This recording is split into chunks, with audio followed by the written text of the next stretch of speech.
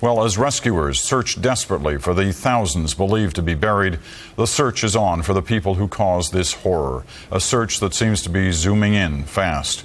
The CBC's Washington correspondent David Holton joins us now with the latest on the investigation. David. Peter, the scale of this investigation is really unprecedented. More than 700 FBI agents and support staff deployed already for the investigation, and today claiming that they've produced the first solid leads of their investigation. In Boston, agents and police searched 2 hotel rooms where hijackers may have stayed before their suicide flight to New York. Earlier, officials said they found an Arabic-language flight manual in a rental car believed to have been used by the hijackers. In Halifax, RCMP officers examined a car that may be related to the U.S. investigation. In Florida, another apparent breakthrough. FBI agents visiting a house where 2 of the hijackers allegedly stayed while they trained at a local flight school.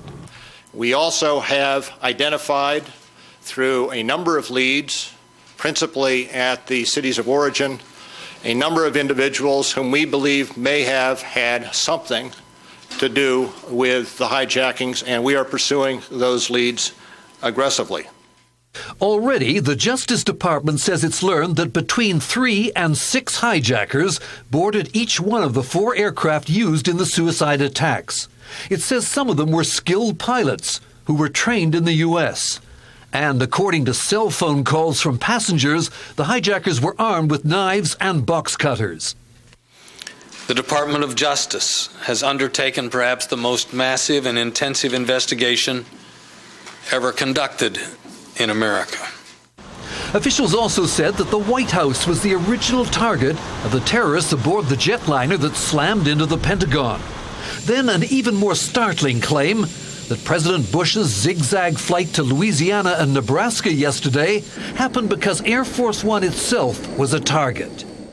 I'm not going to lead you any further as to speculating about what was the nature of the threat to Air Force One. But as I indicated, and I'll say it again, it was real, it was credible. Outside the U.S., the effort to track down Osama bin Laden was accelerating. Some officials here say they're convinced that the Islamic holy warrior, based in Afghanistan, was the mastermind of the terror attacks. Secretary of State Colin Powell wouldn't go that far, but he said the U.S. will punish both the terrorists and the countries that give them safe haven. Our spirits will not be broken. The resilience of this society will not be broken.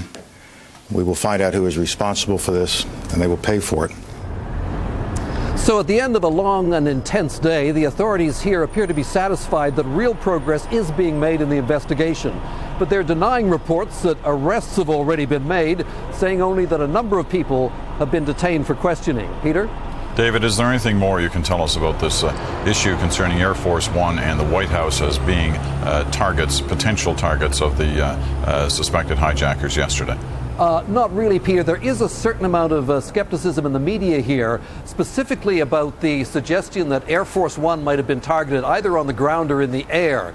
The suspicion, as I say, among some media people here is that the White House is developing that scenario to deflect potential criticism of the president spent all these hours in his aircraft yesterday going from Louisiana to Nebraska before coming back to the White House. A lot of people saying he should have come back to Washington, to the White House, much sooner.